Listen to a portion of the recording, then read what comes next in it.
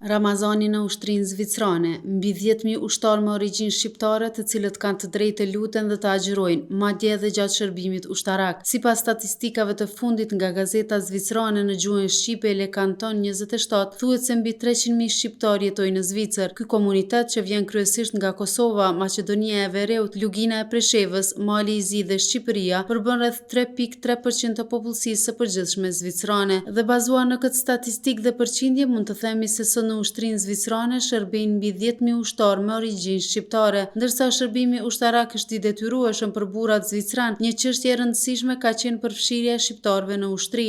Ndërsa shumica e tyre nuk shërbejnë në mënyrë aktive, një numër i konsiderueshëm janë rezervë, duke kontribuar si pjesë e një ushtrie që përfaqëson harmoninë e diversitetit. Ushtria zvicrane, e njohur për përqendrimin e saj në mbrojtjen territoriale, ka treguar fleksibilitet të veçantë, duke u lejuar ushtarëve musliman të kryejnë lutjet dhe të agjërojnë gjatë Ramazanit pa pengesa. Pra, muslimanët në ushtrinë zvicrane mund të agjërojnë dhe të luten pa pengesa.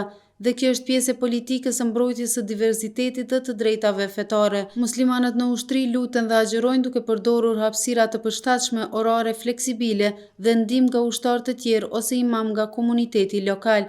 Ushtria mund të bëjë rregullime në dietë dhe të organizojë trajnime në mënyrë që ta lehtësojë agjërimin. Ministria e Mbrojtjes e Zvicrës ofron detaje kyçe në lidhje me Ramazanin dhe ushtrinë zvicrane.